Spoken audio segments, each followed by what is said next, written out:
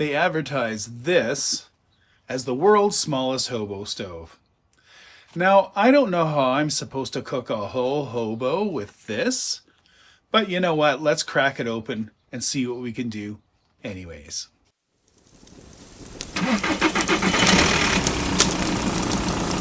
Durable dads, brothers from other mothers and sisters from different misters, thanks for tuning in.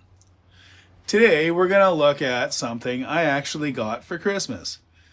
This is the Bushcraft Essentials EDC box stove. It's basically a tiny stainless steel hobo stove that folds down to almost nothing. Now, I'd like to be clear right up front, because this matters. This thing is not a jet boil replacement. It's not a camp kitchen. It's not something you build your whole trip around. This is a backup stove, an emergency stove, a glad you had it piece of gear. And that's the lens we're using today. Durable dads, we like to use real gear with real limitations and put to real world use. Anyways, I'm going to open this thing up and see what we got.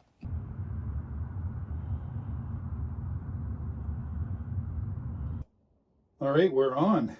So I guess the purposes of this would be as much of an unboxing as a first setup kind of thing. And let's get the dimensions of this. I know this thing is tiny, but I want to see this for my own eyes.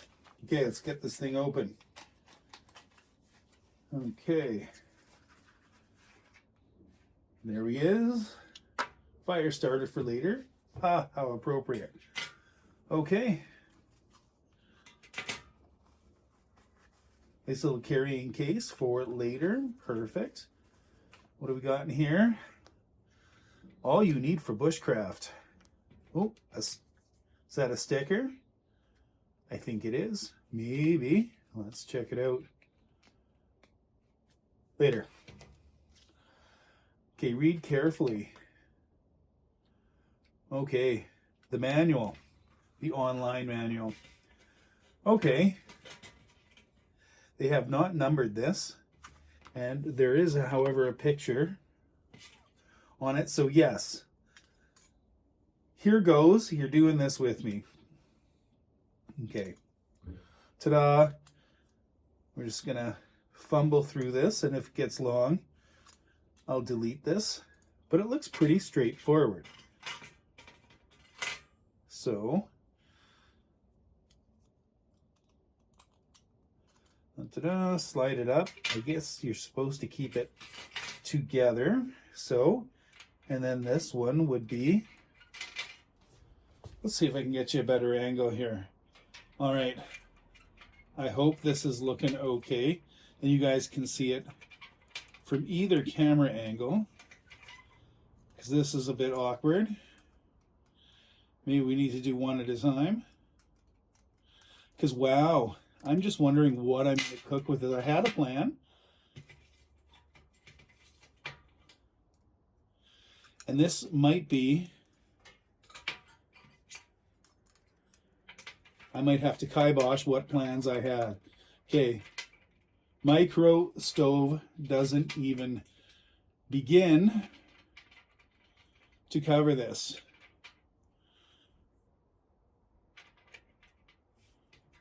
Okay, now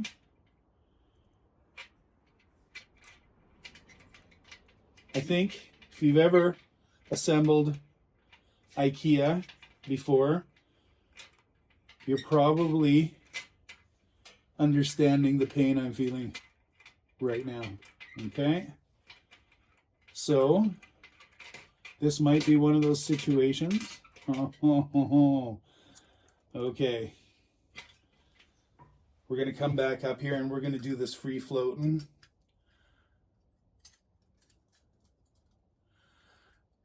Now, I like to keep my work family friendly as much as possible, so I keep the cussing to a minimum. This may or may not make me want to start cussing. I think I'm feeling close right now. So if the camera goes black and we have a little bit of a skip in the commentary, you'll know what happened. Okay, I think if you're seeing this all right, I should have probably tried to put this together, but I like the raw. Okay, look at that. Okay, that looks right. Okay, so I'm going to follow the manual. Okay, they do one. So if we're going to have this slot, it's got to be up so the other two slots can slide in. Okay, back down. I should probably have a workbench for this. That's a good thought, actually. So I hope you're seeing this all right. And my fingers aren't getting totally in the way of the camera. Oh my God. Okay. I think I won. Now, I have assembled and put this together. Now, I'm going to cut this out for a second, now that I've successfully done this. And we're going to figure out, now I know you can put a candle in, and there's different kinds of fuel that is used for. So a tea candle will do this as your heat, or you can use wood, twigs, whatever little pieces of whatever you can fit in there. Now, there's no door. I'm not sure if you can get a candle in that aperture, unless of course you take the top off. Anyways, let's cut this one short and go get a candle and see what we can do. And we're back. Things procured. Okay, first off, that is a sticker. Okay, Lou could always use an extra sticker. Anyways, I digress. Sorry about the awkward point of view camera angles from the first bit, but I didn't understand. Well, I didn't know that this thing was tiny. I did conceptually, but not in actuality. Okay, so there it is. That's not much to that. It's palm size. Okay, as for fuel, all right. The workaround here is, yes, you can use a tea light, and that's how you would get it in. And then you would just light it from there. And what was I going to use? My part of my evil plan, let me set this back up here, was, and still I think is, to cook this. Now, I don't have a set of mini pots that would quite work how I'd like them to. So a can of ravioli in the can, I think, is the order of the day. Will this work? Ta-da! Yes, it will. Okay, so we could do a can of beans. Think hobo. Think beans motif, only today it's Chef Boyardee.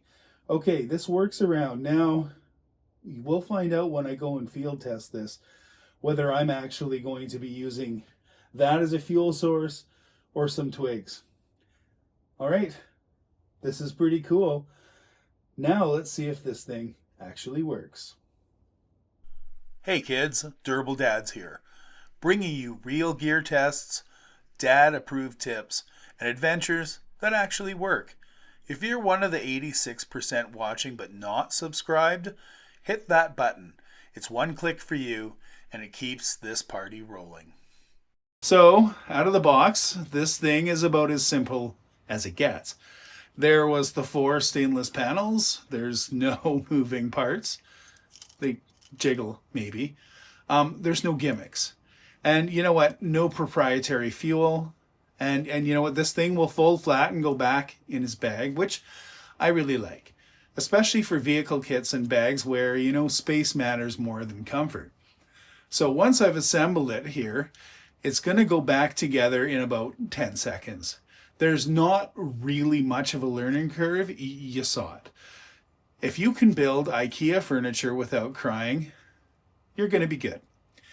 And honestly, this kind of simplicity matters more when you're tired, cold, or distracted, which is usually when backup gear actually gets used. All right, so now this next part really matters. If I'm overnight hiking, cooking any kind of real meal, or taking the kids camping for the weekend, I'm going to be bringing a proper stove. It's going to be a Jetboil, the BioLite, or my Coleman. It's going to be something efficient and predictable. This stove is going to live somewhere else.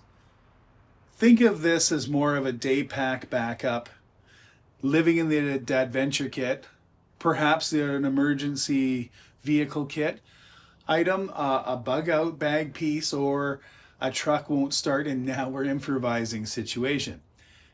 This isn't about comfort, this is about capability. So today we're going to go use it exactly in the context above. Emergency option. So no pretending it's something it's not. So the cat's out of the bag. Today's menu item is a can of ravioli. This is emergency food. There's no shame. I'm going to crack the lid just enough to vent steam, and I'm going to be putting it directly on the stove. Okay, this is a solid fuel fire. There's no valves, there's no pressure, there's no math. Just heat where you need it, which is right there.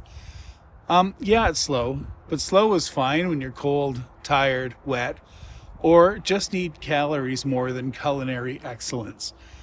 This is the kind of setup where patience is a feature, not a flaw. As long as your fuel supply holds out.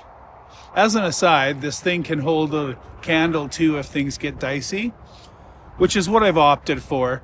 I'm at a rest stop and we're going to pretend that we've broken down here, or we need to have a little extended stay, waiting for a tow truck, whatever. And the candle is it. It's going to be less sus instead of having like open flame or smoke coming out of this. So this will work. And if you don't have tea lights in your bug out bag, your adventure kit, I would really recommend having a couple, not only for light, but for something like this. Okay, let's set this up and go for some side of the road with an incredible view culinary repast. Okay, for today's simple meal, we're going to need simple tools. This is all we need. A lighter to start the candle, our already opened can of ravioli, a Kapilka spoon, and a fork. And coffee. So just as an aside, for any of you guys and my viewers, you guys know that I usually make coffee. That's the primary thing that I cook. Well, today we're cooking something different, but there is coffee. Coffee is involved, so keep your pants on. Anywho, let's get this rolling. We've got our view, we've got our goods, we're broken down, tow truck is on his way, says probably 4 hours, something like that. I don't know. Any situation you want to imagine. Let's get this rolling. Now, we are outside, and there is a slight breeze, so I can see this thing being kind of wind dependent, but let's check this out. Anyways, I've decided to cheat. Guess went with the candle.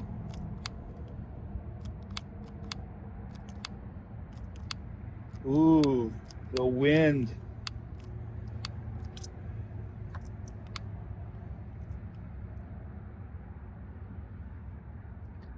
Like I said, emergency candles are always a good thing to have.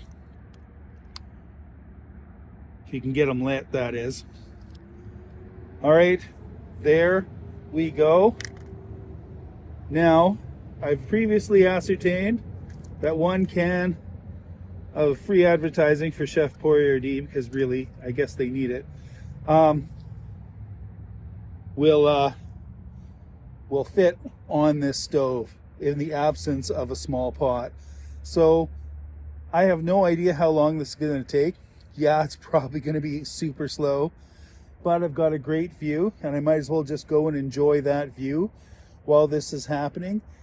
I'm going to use the visual cue of when I see steam rolling off of this thing, I think we're good to go. All right, let's go get you some gratuitous nature footage and let this little stove do its work.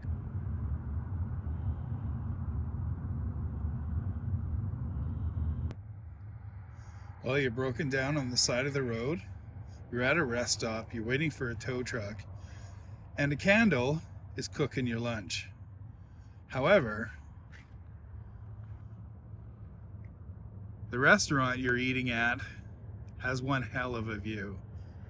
True hobo style. I present to you gratuitous hobo footage. So let's be honest about this micro stove. The pros: it's insanely compact. It has 0 moving parts, and it works with almost any fuel. There's very little to break, and it's extremely reliable. The cons: it's slow. Wind absolutely does matter, and it's not something you'd ever choose for comfort cooking. This stove isn't for bushcraft cosplay.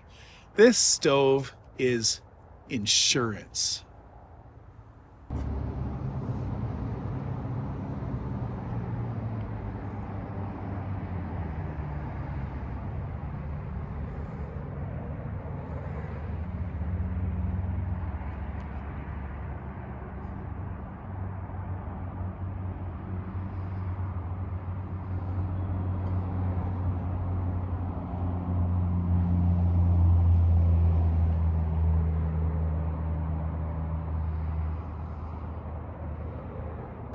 So what's my final takeaway from all this? Is this the world's littlest hobo stove? Maybe. Is it Durable Dad certified? Yeah, for what it's meant to be. This is bushcraft for the rest of us. There's no fantasy here, no flexing, just a stove that's small, tough, and honest. If you own one, you'll probably never use it. And that's exactly why you want it. All right, kids, if this review helped, or you like gear reviews with context instead of hype, you know what to do. Give us a like, comment, and hopefully a subscribe button click. And if you've used one of these before, or even one of its bigger cousins, give it a shout out in the comments. Anyway, here's me keeping the coffee warm and the gear dirty. Well, suit covered anyway. Peace out, Scout.